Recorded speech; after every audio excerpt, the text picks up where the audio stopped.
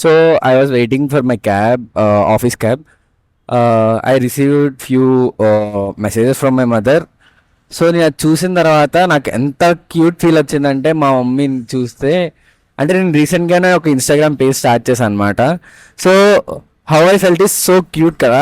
మా అమ్మాయి 2-3 సార్లు ఎందుకు వీడియోస్ పెట్టడంటే, అమ్మాయి కంటెంట్ లేదు అందుకే పెట్టట్లేదు, నాకు టైం సరిపోవట్లేదు అంటే, she was making a pickle, అల్లం పచ్చడి చేస్తుంది. సో దాన్ని ప్రాసెస్ నాకు చిన్న చిన్న బిట్స్ కింద వీడియో తీసి చాలా క్యూట్గా, ఎంత క్యూట్గా అంటే కొంచెం వీడియో బ్లర్రీగా, క్లియర్గా లేకుండా, అసలు మళ్ళీ వాయిస్ ఓవర్ ఇస్తూ, హౌ క్యూట్ కదా మన parents. And we might be the generation who's having these innocent parents and lovable parents అనమాట. మేబీ మన చిల్డ్రన్కి ఇంత ఇన్నోసెంట్గా ఉండమేమో. We might think about different things. So thank you అమ్మా, and I love you so much. Hi అండి.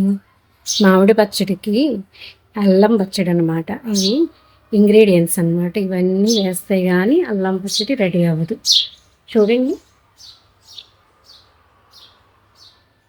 ఇలా 3 hours ఎండలో ఆరబెట్టాలండి. 5 kg బెల్లం అండి ఈ పచ్చడికి కావాల్సింది. దీన్ని మెత్తగా కొట్టి గిన్నెలో వేస్తున్నాము. వెల్లుల్లిపాయలు ఇలా ఒలిచి పెట్టుకున్నామండి. అల్లం ముక్కలు వేగుతున్నాయండి. ఇలాగా ఎర్రగాను అల్లం ముక్కలు బాగా వేగిపోవాలండి. అల్లం ముక్కలండి, ఇవి మెంతులు వేగిపోయినాయి. ఇప్పుడు ఈ అల్లం ముక్కలు పేస్ట్ చేసుకోవాలి. మామిడికాయ ముక్కలు ఇప్పుడు ఇవి పేస్ట్ చేయాలండి. దీనికి హెల్ప్ కావాలంటే కొంచెం కళ్ళుప్పు వాడదాం. ఇదిగోండి, ఇలా పేస్ట్ అయిపోవాలి.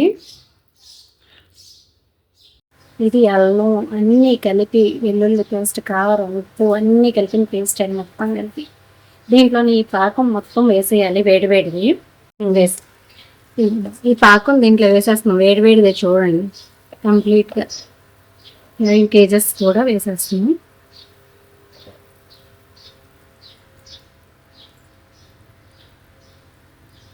చూడండి రంగు ఎంత బాగుందో.